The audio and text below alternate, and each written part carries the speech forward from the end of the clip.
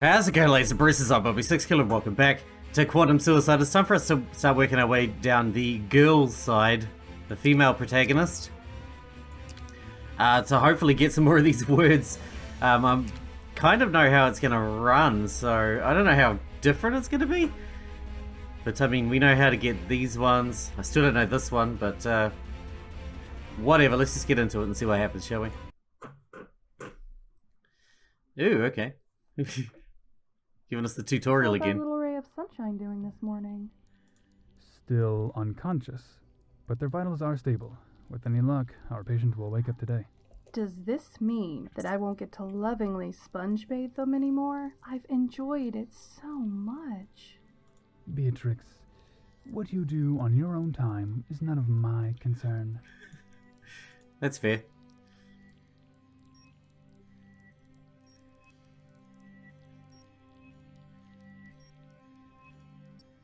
Is it going to change much? Nicholas, look! That's the question. Tur. Water, Beatrix, water. I'll go fetch some while you perform the basic cognitive tests. What? Where am I? I cleared my throat a few times. An unfamiliar voice emanated from my parched throat in a harsh croak. It's about time you woke up. Good morning. Let me be the first to welcome you aboard the Everett. Do you have to be? My name is Beatrix Vogel. I'm one of the medical officers here. Can we get a nice person to talk to me? I'm sorry, but what's going on? Wait, the Everett? This is the Everett? Last thing I remember, I was in an escape pod and... I paused. I didn't remember much of anything. Only brief snatches of conversation and the odd glimpses of mathematical equations, but none of it made sense. Whoa, slow down, sailor. The captain will debrief you once we've given you a clean bill of health. But until then, you're not going anywhere. You have blonde hair. I reached for Beatrix's golden hair, which poured over her shoulders in gentle curls. I know. Glorious, isn't it? I've never seen blonde hair before. Can I touch it? I guess I've still got it. Why don't we go ahead and find out how you're doing before you try to ravish me, though? Alright? I nodded at her weakly, head woozy from the movement. Perfect. So, first question, how many fingers am I holding up? 2. I haven't put my hands up yet. That's interesting. Be honest, is there something seriously wrong with me? Let me ask you a few questions before we answer that, shall we? Okay, next question. Are you a man or a woman? I think that's pretty obvious. It's to test your basic recall. Just play along. Woman. You most certainly are, and quite an attractive one at that. Thank you? No, thank you. It's nice to see a fresh new face around here. Are you sure it's not your vision we should be concerned about? Beatrix fixed her intense gaze on me for a moment, slowly drawing her face closer to mine. Finally, unable to keep a straight face any longer, she burst out laughing. A comedian. I like that. Water, as requested. Ah, Nicholas, excellent timing. This is my extremely handsome little brother Nicholas. Nicholas nodded modestly. I rose to a sitting position in the bed and accepted the proffered glass of water, downing it in only a few greedy gulps. Nice to finally meet you. My sister already beat me to it, but I'm Nicholas Vogel, Beatrix's younger brother. She's only 2 minutes older than me, but she's never let me forget it. It's all right. Don't be afraid to stare. We're well aware that we won the genetic lottery. Nicholas rolled his eyes at his sister in mock exasperation. I'll try to contain myself. Nicholas, this is, You didn't even ask our patient her name. Honestly, Beatrix. Is it still Jordan? That's pretty Whoops. ambiguous. Beatrix lifted her shoulders in a dismissive shrug before turning her attention to me.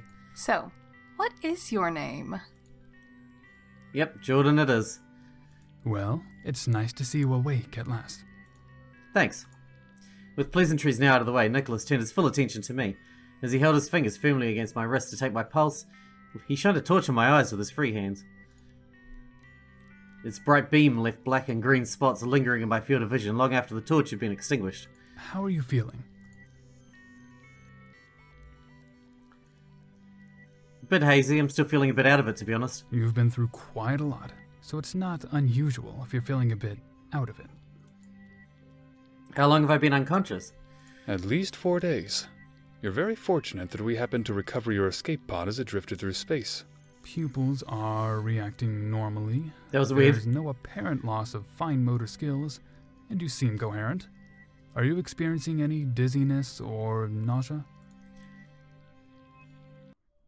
My stomach's a bit... I think I'm gonna be sick.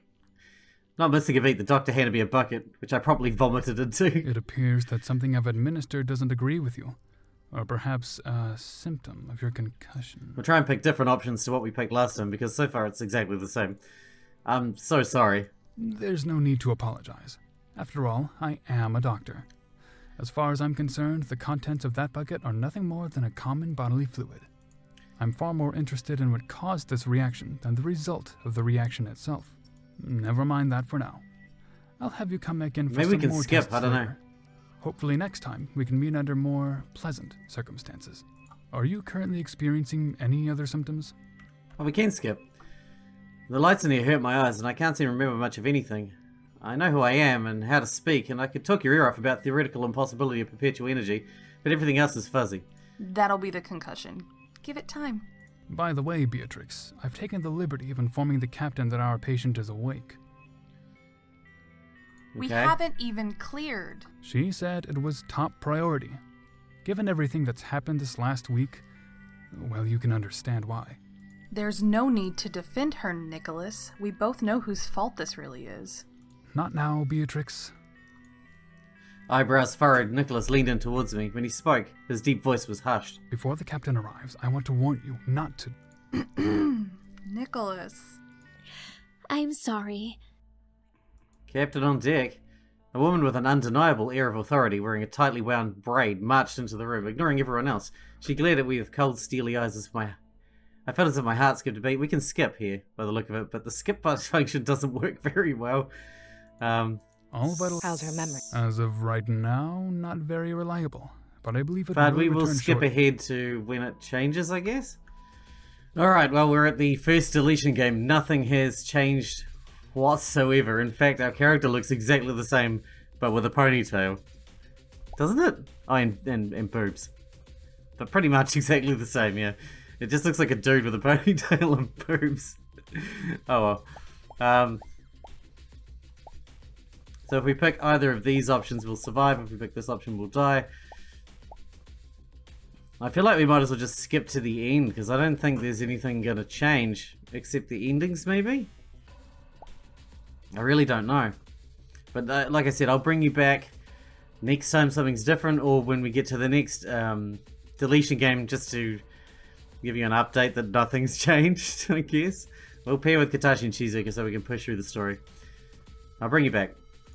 Alright, we're up to the second deletion game, Logi Ship. Again, nothing's changed apart from the change of pronoun in general. There's really nothing different so far. So I'm assuming it's just going to be the endings. I guess we'll see. Let's go Logi Ship. Let's go 2, I think, is Beatrix, if it's the same as it was in the mail run. Thank you for your selection, and thank you for choosing Die's Deletion Game as your preferred population restriction method. Alright, looks like this bit is the actual bit where it starts changing near chapter 2, so let's start reading from here, I guess. Please exit the room and await this round's results. I did skip ahead thinking that it was the same, but at the end of the day it does look a bit different. I left the room and watched as, one after the other, everyone went in to shoot their missiles. In an unexpected turn of events, it would appear that everyone has chosen to attack in the first 15 minutes, which brings this round to an end. Who'd have thought that you were all so eager to kill each other? Well, who am I to argue? Give the people what they want, right? Let's get straight to the results. See, Katashi was never one who died in this killing game. I don't think. This is... Katashi heaved a heavy sigh. No! How is it Katashi? It should be someone else!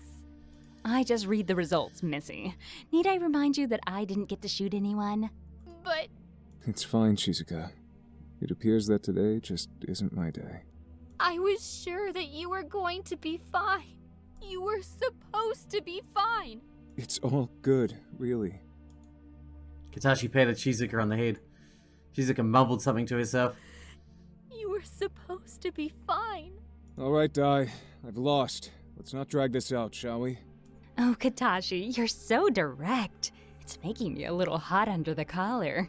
Let's spin the wheel! Woo! Dai projected a wheel with various methods of execution inscribed upon it. It began to spin. Click, click, click. Oh, this is a good one. I got the idea from watching old sci-fi movies. Congratulations, Katashi! You're going to be ejected from the ship through an airlock! Dude, how many times are you going to use that execution method? Oh, yay. That's the spirit. Almost everyone's been shot out of an airlock at this point. Now, if everyone would make their way to the shuttle area, we'll be able to get on with this and not drag this out, as Katashi so eloquently put it. We solemnly made our way through the hallways towards the shuttle bay. Shizuka was still pouting and Katashi was trying to comfort her. Seriously, this sucks, kiddo, but what you gonna do about it? It's not fair. I know. But things rarely are. As we passed the kitchen, Shizuka quickly darted inside. Oh, I have to grab something. Make it quick or else I'll be forced to execute you too! It wasn't long before we arrived at the shuttle bay. See, I don't remember this execution at all. Ta-da! Your chariot, or lack of thereof, awaits! Oh boy. I've always wondered what open space felt like. So maybe if we kick off from Logi ship each time, it'll be different? Maybe? Well, today's your lucky day. It would appear so. It'll feel cold, I imagine. A lot cold. Anywho... Katashi, I'm gonna need you to stand over there by the airlock. Everyone else will have to watch the proceedings from behind the door to the shuttle bay. You're concerned for our safety? Heavens, no! But who would I play with if you all up and died on me? Now, Katashi, please take your position. Katashi moved into the space that Dai was requesting. Wait, I just need to give these to Katashi. Shizuka handed Katashi a bowl of strawberries. Shizuka, you know these are rationed. We can't just eat them whenever we please. I feel like today is one of those days that you can treat yourself. Katashi looked at the strawberries longingly. Captain? It would be our pleasure if you had those strawberries. Thank you, Captain. Thank you, Shizuka. Alrighty. Doors closing. True to her word, Dai closed the door. From our vantage point in the hallway, we could see Katashi standing with his back to the massive bay doors through the pane of reinforced glass. Attention, ground control over. Katashi began eating some of the strawberries. From this side of the door, he looked like he was really enjoying them. Roger that. We have permission for takeoff. Liftoff in 5, 4. Board now. With that, Dai opened the bay door and Katashi was sucked out into space, suspended in zero gravity. The strawberries floated around him like fallen rose petals. We have liftoff. Mission accomplished, ground control. Shizuka pushed her face against the glass to get a better look as Katashi floated out into space. Well done. The mission was a success, team. You should all rest up now. A new mission will start very shortly. And we wouldn't need further complications before then, would we? Ground control, beam me up. Wait, that doesn't seem right. Dai shrugged and disappeared. You heard, Dai. We're excused. Everyone should try and get some rest. Shizuka was still peeled to the door. I'm sorry, Shizuka. But you need to get some rest. Shizuka averted her gaze and looked at her feet, still shaken by the loss of a friend. Yes, Captain. We all left the shuttle bay and returned to our quarters. I lay in bed thinking about strawberries. How could I be craving strawberries so soon after witnessing the death of a fellow crew member? Chapter 2. See, so that's different. I'm pretty sure we didn't see that when we were the male character. So I guess the whole dynamic on the ship's going to be different now. I didn't remember waking up during the night. I didn't feel like I'd slept either. I rolled over and looked at my tablet. It was already 8 AM. It seemed easier to think about the good reasons to get out of bed than actually do it. There was the pocket watch riddle, and I still hadn't worked out how to deactivate Dai. Besides, everybody else had to get up and do their jobs. We'd all witnessed the same thing last night. Why should I get to stay in bed where they didn't? But on the other hand, sleep. I must have spent 10 precious minutes thinking before I decided to. Get up for breakfast. I reluctantly rolled out of bed knowing that I had to face a new day, and probably a new round of the Deletion Game. but I could at least make sure I dealt with it on a full stomach. I yawned all through the labour of getting dressed, repeating to myself the important reasons for being awake. Then I made my way to the kitchen. We'd lost Katashi, and although I did care about losing him as a person, I was suddenly curious about the practical side of his loss. Who would prepare the meals? You and the Everett knew how to cook, and to cook enough for everybody, without wasting resources. We didn't want to overfeed everyone and run low on supplies. Not that would be an issue if Dai keeps at it. I'd have to make my own breakfast. At least I knew how to cook for myself. Kind of. When I arrived, it turned out I wasn't the only one thinking practically. Beatrix was there, chopping up something red. She had a large bowl of green leaves on the counter beside her. Oh, Beatrix, good morning. Why, hello there, sailor. I came to get some breakfast. I can see you're busy, but I can come back later if you'd like. And deny me your company? Rude. Okay, guess I'll stay. What are you making? Maybe I could watch you, repeat, and make some for myself. A salad. And don't you worry your pretty little face. There will be enough for everyone. I was quite surprised that Beatrix is making everyone breakfast. Salad, though? Salad for breakfast? It's kind of an odd choice. Would you prefer the other dish I am preparing? Oh, what is it? It's called Going Hungry. Would you prefer a serving of that? Beatrix shot a sly smile to me sideways. Salad sounds fantastic. That's what I thought. Would you like some help? Well, look at you being useful. Here's another knife. You can chop that cucumber. Beatrix handed me a knife, and I got to work on the cucumbers. What is that you're cutting? Capsicum? My father always told me red capsicums are good for stress. What do you do personally to relieve stress? Beatrix sniggered and then answered, still with a suggestive smile on her face. Oh, sailor. I thought you'd never ask. I'm full of surprises. Me too. Another weird coincidence. We must be soulmates. I guess we are. So, soulmate, how do we deal with stress? Well, there's the eco lounge, peaceful surroundings, and then there's reading a nice book, or playing games. Beatrix winked at me. I don't think she meant the kind of games that Shizuka enjoyed. Then there's your social activities, bubble baths and massages and other ways, if you know what I mean. She winked again and I felt myself blush. I feel like she hasn't had any in a while because she's making it pretty obvious. I stumbled over my words for a moment before I was saved by the bell. Kind of. Yahoo! Everyone's favorite AI system is here. My, it's a beautiful day, isn't it? It would be such a shame if someone were to mention the Deletion Game. Shut up. Could I please have all crew report to the dining hall for briefing immediately? At least you can get there quickly from here. I don't want to get on her bad side. Does she even have a good side? I can dream, can't I? Beatrix smiled as best she could in the situation before she pushed the salad aside and we made our way to the dining hall. As we entered the dining room, we were greeted by an overly excited Dai. Welcome, welcome. Please, everyone, take your seats. The show is about to begin, and I must say I am quite excited about this one. I made my way to the table and took the empty seat next to the captain. Dai was excitedly moving around the room, pretending to do a head count. Okay, good. Everyone is sitting. Get on with it, Dai. I think we can skip this. I'll bring you back once we're done with the explanation and ready to do the deletion game, I guess. Didn't your mother ever teach you that? Skip. Wonderful.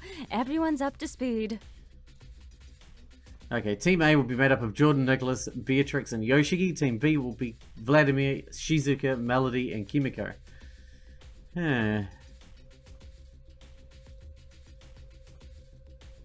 That seems pretty good, except Yoshiki and Kimiko, I suppose, are most likely to break it. And remember, no talking with the enemy from now on, or else. Those are different teams to what we had last time as well. Team B, if you would please that's exit the dining hall and make your way to the rec room. I will be there shortly to allocate your team captain. Team A is up first. That's the problem. There's so much new stuff mixed into the old stuff. You end up redoing scenes over and over and over, and there is new stuff in there, but most of it is not new. It's just little bits of dialogue. If you don't want to miss the dialogue, you have to rewatch each thing over and over again. As Di finished his sentence, Vladimir, Shizuka, Melody, and the captain made their way out of the dining hall. Good. Now that those pesky B-teamers are gone, we can finally get down to business. Could I please have all crew report to the... You said it would be random. How will you make sure it's fair? Keen to get started, huh? Me too. This one's gonna be fun. I've preloaded 4 cards on your tablets. You can choose one whenever you're ready. The person who chooses the card with the bunny on it will be the team captain. How do we know you won't change our cards and rig who the captain is? Are you suggesting that I lack integrity? How dare you, madame? Madame. Di turned her back on Beatrix as she explained. I've preloaded 4 cards on your tablets. You can choose one whenever you're ready. The person who chooses the card with the bunny on it will be the team captain. I know. What order do we pick our cards in? Civilized agreement? Scissors, paper, rock? Knife fight? I don't care, as long as you get on with it. I think you might care if we have a knife fight. I'm happy to go last. There's no way of picking your cards strategically. That's true. Why don't I go last then? You're my bestie after all. Then you Vogels can decide between you. I will go after Beatrix, of course. Beatrix smiled warmly, and I remembered that however tough and unmovable she seemed from the outside, she definitely loved her brother. Then she was all attitude again. Well, we all know I'm number 1. Of course, Trixie. Can I call you Trixie? No. Wait, I don't need your permission, Trixie. Beatrix grimaced, but Nicholas swiftly changed the subject back to the game. Di, I would like card number 4, please. You got it, handsome. Only 2 and 3 are left. I'll take 2, please. See, this is fun. That leaves with card number 3. And I'm the captain. Isn't this exciting? Ta-da! Bunny! Congratulations! You are the team captain. How unexpected. And now I must scurry over to your worthy opponents. Any last questions before I leave? Do I have to always have the most or least points as the captain? No, not at all. Where would be the fun in that? You can allocate points however you like, as long as at least 2 of you have 1 point. So I will get whatever points I am allocated?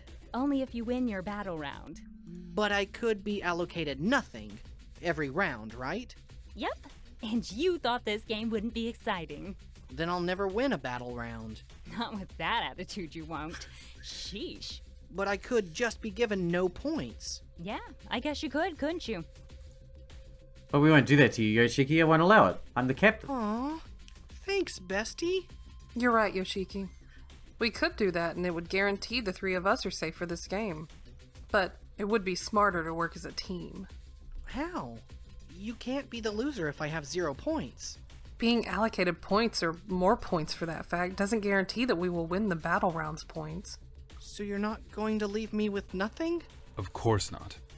If we were to always leave you with 0, but so does Team B to their last player, we are more likely to cancel out our own points and risk losing ourselves as well. Well, this is a touching scene, but I'm a busy holographic projection. I've got places to go, people to see. Sure you do. Remember, no talking to Team B at all.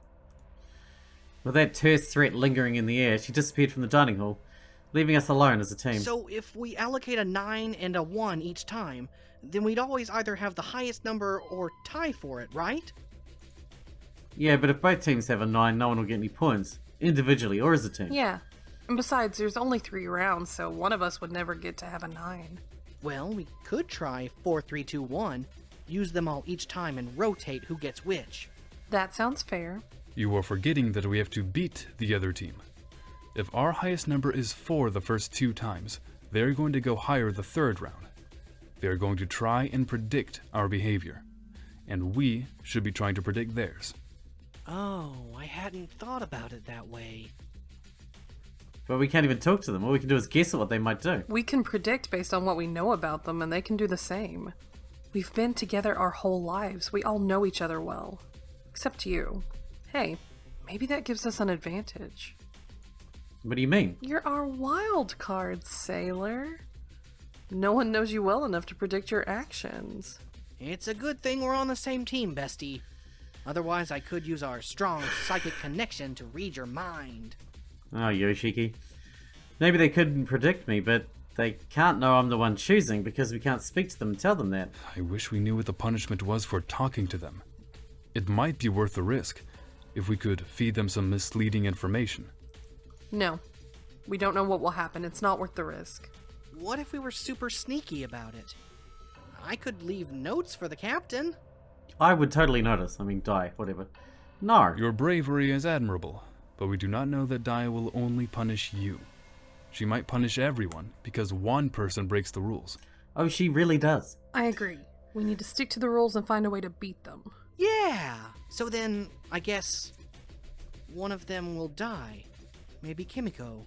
Or Melody. Yoshiki suddenly became very somber. I don't want any of them to die. Neither do I, but somebody has to.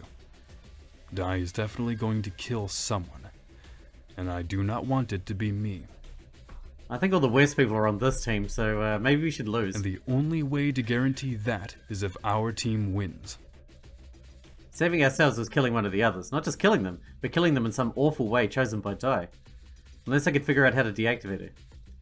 What's our strategy going to be? For me to pick everything? To try and predict their moves? Currently, our best strategy is to have no strategy. We have a few days to decide how to deal with the first round. But if we go in there with all 3 rounds planned out, they might figure out how to read us. So we work it out as we go? Yes, we need to be flexible. Beatrix nodded in agreement. Well, if we're not going to plan out a full battle plan, I've got better things to do. Us too. We've got air filters to monitor and maintain, right? We do? I told you I needed your help earlier. When? I hadn't seen you all morning until Dai's announcement. Well, this morning, when you woke up. I told you telepathically that I needed help. I sighed. Nicholas raised an eyebrow as he got to his feet. Well, enjoy your air filters, you two. Oh yeah. Let us all split up for now and regroup later with any new ideas. Sounds like a hoot. My mind will be occupied with nothing else. Beatrix got up and left the dining hall. The rest of us followed after her. I spent the rest of the day with Yoshiki, making sure all the air filters were working. It was tiring work, so we didn't have the energy to spare for thinking about the Deletion Game, or anything else for that matter. My dreams were full of weird clock imagery, the hands of a watch ticking, the watch itself on the end of its chain swinging back and forth in front of my eyes. I woke up to find the sheets all tangled around my legs, and one arm hanging half off the bed. I must have been tossing and turning all through the night to get myself in such an awkward position. There was a new Deletion Game, but there wasn't much I could do to prepare for it. I needed to stop the Deletion Game from happening at all, and the pocket watch might be the answer. Of course, the problem was that I still had no idea how it might work, and how my parents were planning to connect to another dimension. I needed help. But I was only allowed to speak to 3 people on the ship. Maybe one of them would know something, or at the very least offer a different perspective. Yoshiki. When in doubt, ask your bestie. I'm sure I could trust Yoshiki. In any case, he was an engineer, which is a mite closer to theoretical physics than medicine is. He might have some fresh ideas to help. Is it? The obvious place to look was the engineering bay. He was there, looking at the console. His bright, enthusiastic smile was missing. Instead, he looked thoughtful. But the moment he saw me, he broke into his wide grin and bounced over to hug me. Hi, bestie! Good morning, Yoshiki. It's always a good morning when you're around. You too, bestie. Yoshiki released me from his warm hug. But, what were you working on, Olaf? Am I distracting you from something important? Never. What could be more important than you? Engines and oxygen? Only sometimes. Yoshiki stopped and thought, when suddenly he bounced back with an idea. Maybe I could turn you into oxygen, and then I would need you to live and you would be super important. I kind of prefer being made of solid matter, but thank you. Besides, you can't hug oxygen. You're right. You're so smart, bestie. I smiled smugly at Yoshiki before changing the subject. I didn't particularly wish to be part of his alchemy experiments. So what are you working on? I was just looking at the eye systems. The Everett has the capability for hard light. So I would be able to touch things, right? Right. The ship can do it, but the ship's programming won't allow it. I'm just wondering why. Can she go psycho and murder everybody herself? I think I said something about it when I met her. It would be great if she could touch. Poor I can't even get a hug. I don't understand why they would specifically prevent an AI from being hard light. Are you sure? Because they might go on a murder spree? It would be better for her, and for the crew. She'd be able to... hold a bazooka. Oh. What's wrong? Well, Dai is a part of the AI too. And she's kind of murdering everyone. You think? Yeah, she kinda is, isn't she? I guess giving her a physical body would be a bad idea. And a completely invulnerable physical body. A body that can't be injured or killed. Yeah. We both reflected on that thought for a moment. She'd practically be immortal, but capable of inflicting physical... She'd basically be Jason. She'd be Jason Voorhees, the anime lady. We both gulped deeply at the thought. So, what's up with you? Well, I found something, and your parents I all hope your parents would have liked me. OMG, we could have slumber parties!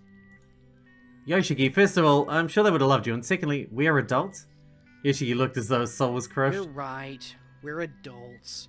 Adults don't have slump. We don't have to ask for permission. Yoshiki's face suddenly lit Really? up. When? Tonight? Let me check my schedule. Until then, I found a pocket watch in my parents' research. I showed Yoshiki the watch, and he looked at it, turning it over carefully. It's nice. A little memory of them. I have a few things from my parents, too. Yoshiki held up a wrench in his other hand. This was my mother's lucky wrench. My She mother's used to lucky tell me wrench. if something wasn't working, just hit it a whole bunch with the lucky wrench and it would be fixed. And she's right. It's like magic. Wow, what an amazing engineer you were. I was starting to wonder why I thought Yoshiki would be helpful. It's not just a watch, I think... I've looked at the research and I think the watch has something to do with interdimensional travel. Oh, wow. Do you think it works? Could it take us to other realities? I don't know. I just know that it's connected to traveling between alternate realities somehow. That's amazing. To be able to go to another reality. Do you think it'd be like ours? Or maybe it's better there. More food, more fuel, more people to meet? Yoshiki's eyes began to well up with tears. Are you okay? Do you think... Does that mean it's possible I can see my parents again?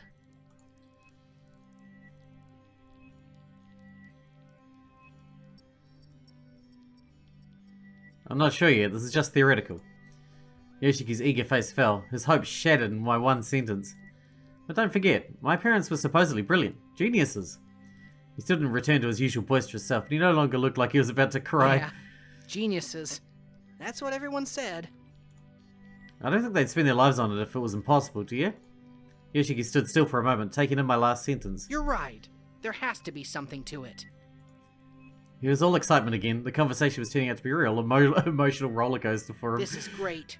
You're gonna love my parents. Every conversation with Yoshiki is an emotional rollercoaster. And they're gonna love you. They'll adopt you and you won't be an orphan anymore. If you get your parents back, would I get mine too? So I'm not an orphan? You can have 2 sets of parents. Come here, sis. Yoshiki grabbed me and hugged me tightly while whispering in my ear. Maybe one day when you are officially adopted, I will let you use the lucky wrench. This is so exciting. He had so much enthusiasm and joy that I couldn't bring myself to point out the practical realities. The idea of interdimensional travel made him so happy. I just didn't know what else to say to him. I decided to go back to my room and let him get back to work with the renewed bounce in his step. I was starting to think some more about the die problem. It was more of an immediate issue than the watch, unless they were connected in some way. I made my way back to my room to summon I sat on the bed with papers and tablets sprawled all over the bed. Bzz, bzz, nothing. Oh, here we go again. I need to calm down. This isn't going to solve anything. I am sorry to interrupt. Don't worry about it, I. You weren't interrupting anything. What's up? I found some more information that may be useful against dye. Let me guess. Is it that you can deactivate her with the deactivation code on any tablet or terminal in the ship? It's wonderful. What is it? I've discovered that it's possible to input the deactivation code into any terminal, including your personal tablets. Called it. Do you know anything else about the deactivation code? I shook her head. Unfortunately, I didn't learn anything else. I tried to access more information, but even with my administrator privileges, I was unable to proceed any further. Well, at least we know where we can input the code once we know what it is. I am glad you are pleased. Better than nothing. I must return to my duties. Of course, thanks for the update, I bowed and phased out of my quarters. Deactivate from any tablet or terminal, At least I knew that I wouldn't need higher clearance level. Probably gonna have to dig up some information on Ayumi if I want to work out this code. You keep saying that, but we've never actually managed to get any information about Ayumi. I returned my attention to the watch. Come on, Jordan, please have together. You need to work this out. I sifted through my parents' papers and tablets to see if I'd missed anything. Alright, we're going to wrap this one up here. Hopefully enough of that was new to make it worth the episode. If you have a look at the timeline here, we are still just here on chapter 2. So it looks like once we start branching out, this is the same. This top piece is the same, regardless if you're a male or female. Apart from pronouns, you know. But down here it looks like it's going to be a bit different, so we will run our way through this one. This will take probably 5 episodes to get through all of that. And then we'll do these two, and then hopefully we'll get enough of the words that we can deactivate the deactivate die, and then we can see all the endings. So we'll just watch all the endings in one episode, I guess. I guess we'll see. Anyway, I hope you guys enjoyed it. Thanks for watching. Thanks for getting out there, and I'll see you in the next one.